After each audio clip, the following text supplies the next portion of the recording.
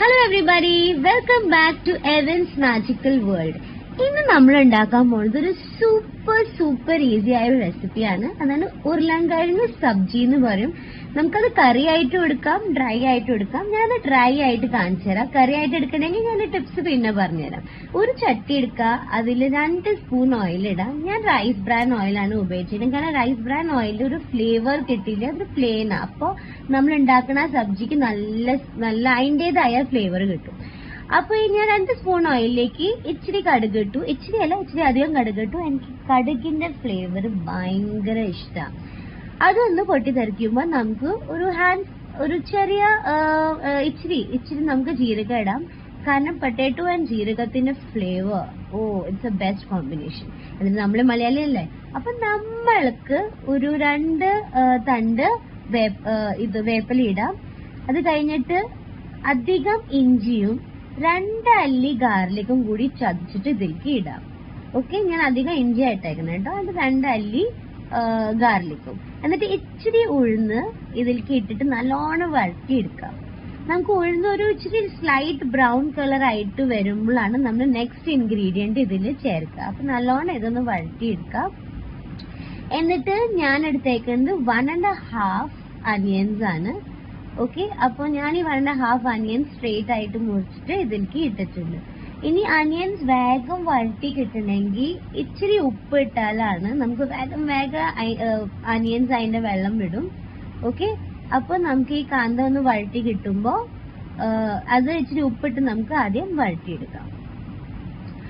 ഞാൻ ഇതിലേക്ക് അധികം എരിവ് ചേർക്കണില്ല, കാരണം ഞാൻ കുട്ടികളും തിന്നണ കാരണം. അപ്പൊ ഞാൻ ഇതിൽ ഓൺലി 1 എന്താ പറയാ ചില്ലിയാണ് സ്ലിറ്റ് ചെയ്ത് ഇട്ടേക്കണേ. കാരണം അധികം എരിവ് ഉണ്ടെങ്കിൽ എന്റെ ഭർത്താവായാലും മക്കളായാലും തിന്നില്ല. സോ അതുകൊണ്ട് ഞാൻ ഒരു 1 ചില്ലി ഇതിലേക്ക് ഇട്ടിട്ടുണ്ട്. അതിന് നല്ലോണം വരട്ടിയെടുക്കുക. ഉപ്പിട്ടത് ഞാൻ കണ്ടു എന്ന് വിചാരിക്കുന്നു. അങ്ങനെ നല്ലോണം വരട്ടി കഴിയുമ്പോൾ നമ്മള് ഇച്ചിരി എന്താ പറയാ, ഇത് ടർമറിക് ഇതിലേക്ക് ഇടാം. എന്നിട്ട് നല്ലോണം ഇളക്കുക. ആ യെല്ലോ കളർ നല്ലോണം കാന്തയിൽ സ്പ്രെഡ് ആവട്ടെ. Okay, kantha is the Hindi word for അനിയൻ.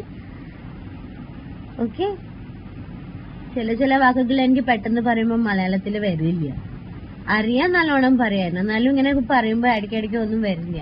ഈ സൈഡിലത്തെ ഡിഷസ് കാണാൻ വിചാരിക്കുന്നുണ്ടാവില്ല എന്താണ്. ഞാൻ എപ്പോ ഉരുളൻകിഴങ്ങ് പുഴുങ്ങണോ അപ്പോ എസ്റ്റേക്ക് ഞാൻ ഇച്ചിരി നെയ്യിൽ ഇങ്ങനെ വഴറ്റി കൊടുക്കും. അപ്പൊ അതാണ് ആ സൈഡിൽ ഇരിക്കുന്നത് കേട്ടാ. ഇനിയിപ്പോ ഞാൻ 5 മീഡിയം സൈസ് ഉരുളൻകിഴങ്ങ് ബോയിൽ ചെയ്ത് വെച്ചേക്കണത് ഇതിലേക്ക് ചേർത്തു. റഫ്ലി കട്ട് ചെയ്തിട്ടാ ചേർത്തേക്കണ. അധികം ഒന്നും സെയിം മെഷർമെന്റ് വേണം അങ്ങനെയൊന്നും ഇല്ല. 5 മീഡിയം ഉരുളൻകിഴങ്ങ് ഞാൻ ബോയിൽ ചെയ്തിട്ട് കട്ട് ചെയ്ത് ഇതിലേക്ക് ഇട്ടിട്ടുണ്ട്. ഇനി നല്ലോണം ഈ മസാല ഇതിലധികം മസാലകൾ ഒന്നുമില്ല കേട്ടോ. ഓൺലി ഇട്ടേക്കുന്ന ടർമറിക് പൗഡറാണ്. ഇനി നല്ലോണം ഈ മസാല ഇതിൻ്റെ ഉള്ളിൽ പിടിക്കാൻ വേണ്ടിയിട്ട് ഇങ്ങനെ വഴറ്റി കൊടുക്കുക. ഇതാണ് ഇതിന്റെ മെയിൻ ഇൻഗ്രീഡിയന്റ്. നല്ലോണം വഴറ്റി കഴിയുമ്പോൾ ഇച്ചിരി വെള്ളം ഇതിലേക്ക് ഇട്ട് കൊടുക്കാം. നിങ്ങൾക്ക് ഇത് ഇച്ചിരി ഗ്രേവി ആയിട്ട് വേണമെങ്കിൽ നിങ്ങൾ ഈ വെള്ളത്തിന്റെ ക്വാണ്ടിറ്റി കൂട്ടാം. ഓക്കെ, ഞാൻ ഇച്ചിരി ഡ്രൈ ആയിട്ട് എടുക്കാൻ പോണേ, കാരണം ഞാനിത് ചപ്പാത്തിയുടെ കൂടെയാണ് സെർവ് ചെയ്യുന്നത്. അപ്പൊ ഞാൻ ഇച്ചിരി വെള്ളം ഒഴിച്ചിട്ട് ഇച്ചിരി എണ്ണ തെളിഞ്ഞു കാണുന്ന വരെ ഞാനിത് വഴറ്റിക്കൊണ്ടിരിക്കും. അധികം എണ്ണ ഇടാത്ത കാരണം അങ്ങനെ എണ്ണ കുറെ കാണില്ല.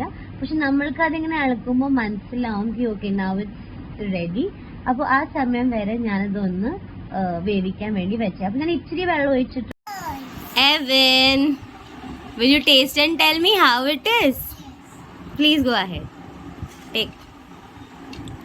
I have to take it. Yeah. You want me to give you? Yeah. Okay, give. Don't never throw food, Babu.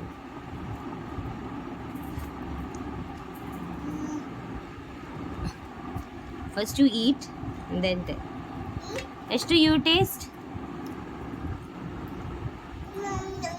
Nom nom nom. How was it? Wow, so delicious. Only delicious? And yummy and tasty. Oh, today I got 3 reviews. Ashta, how is it? Nice? Good? Do one. Okay. Eat, Evan.